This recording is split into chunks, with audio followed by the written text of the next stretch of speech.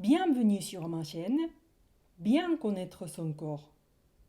La question du dur est où se trouve le diaphragme? Jusqu'ici, nous nous sommes concentrés sur les côtes, mais le diaphragme est aussi absolument essentiel quand on parle de respiration. Cependant, je pense que le diaphragme est un peu plus difficile à ressentir que les côtes. Cela s'explique par le fait que nous pouvons toucher nos côtes et sentir leur forme et leur mouvement, mais nous ne pouvons pas toucher notre diaphragme. Alors, aujourd'hui, regardons où et comment fonctionne le diaphragme. Je vais commencer par l'explication, mais si vous voulez commencer l'exercice immédiatement, veuillez cliquer sur la respiration abdominale dans la liste des chapitres. Après en avoir fait l'expérience, et si vous voulez connaître la théorie, revenez au chapitre Le rôle du diaphragme. Allons-y. Le diaphragme a la forme d'un parachute. Soit dit en passant, le diaphragme est un muscle. Il peut donc bouger tout seul. Maintenant, quel genre de travail ce muscle en forme de parachute joue-t-il dans notre corps? Il aide à gonfler vos poumons. Puisque les poumons ne peuvent pas se gonfler seuls, ils se gonflent passivement à l'aide des muscles environnants, ce qui nous permet d'aspirer de l'air. Le diaphragme et les muscles intercostaux sont les principaux muscles respiratoires. Pour plus de détails sur le mécanisme de la respiration, regardez Respiration 2, comment les poumons se gonflent-ils? Veuillez vous référer au lien dans la description de la vidéo. La question suivante est où se trouve le diaphragme dans le corps? Touchez la zone où vous pensez que votre diaphragme se trouve. Découvrons ensemble la bonne réponse. Placez vos mains sur vos clavicules gauche et droite. Il y a un creux au milieu. Lorsqu'il s'étend directement vers le bas à partir de là est le sternum. Derrière cette bifurcation se trouve le diaphragme. N'est-il pas dans une position plus élevée que ce à quoi vous vous attendiez? Le diaphragme est situé juste en dessous des poumons et du cœur et juste au-dessus du foie et de l'estomac. Regardons de plus près. Le plafond du diaphragme a la forme d'un dôme.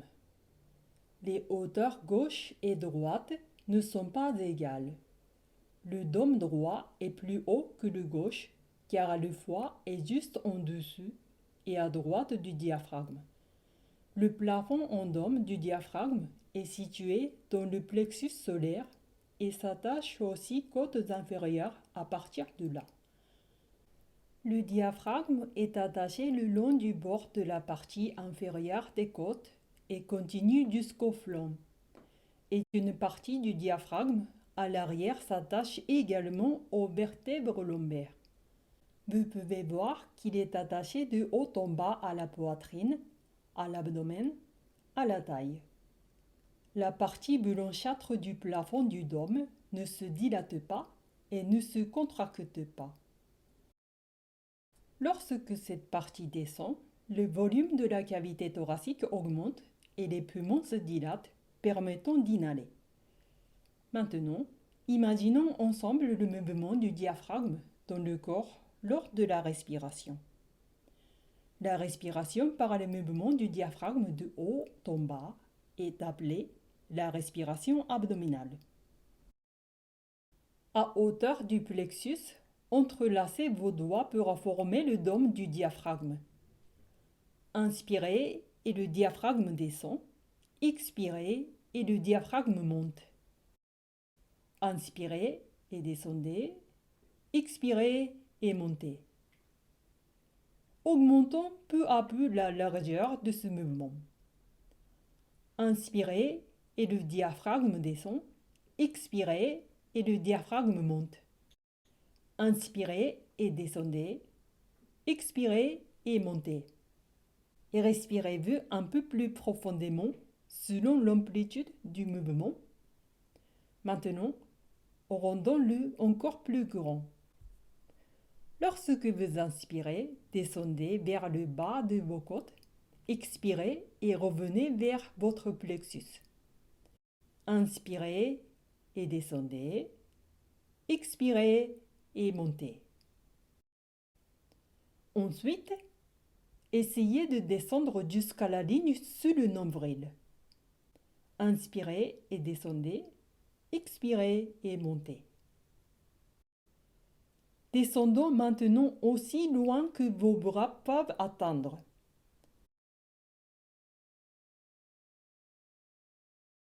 Inspirez et descendez. Expirez et montez. Faisons de plus grands mouvements. Placez-le à hauteur du plexus avec la paume vers le haut. Et pendant que vous inspirez, abaissez-le aussi loin que vos bras peuvent atteindre. Remettez ensuite vos mains en position. Inspirez et descendez.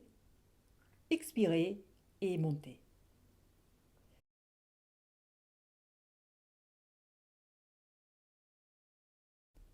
Lorsque vos mains deviennent assez serrées, décroisez vos mains et abaissez-les davantage.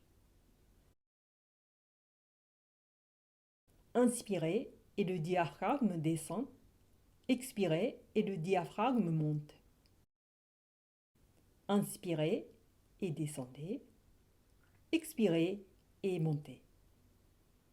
Sentez l'expansion de votre cavité thoracique et sentez que vous utilisez votre ventre, votre poitrine et tout votre torse pour respirer.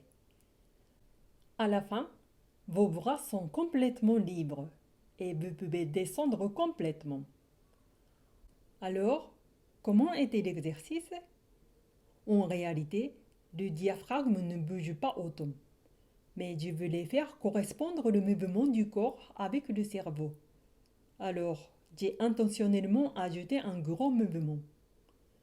La respiration se fait en plusieurs étapes. Mais au fur et à mesure que le mouvement de nos mains augmentait, la respiration devenait progressivement plus profonde. Le changement dans le corps qui se produit en créant une image dans la tête est très important. Si, grâce à la vidéo d'aujourd'hui, vous pouvez imaginer que le diaphragme monte et descend, appuyez sur le pouce bleu. Veuillez également vous abonner à la chaîne. Merci, à bientôt!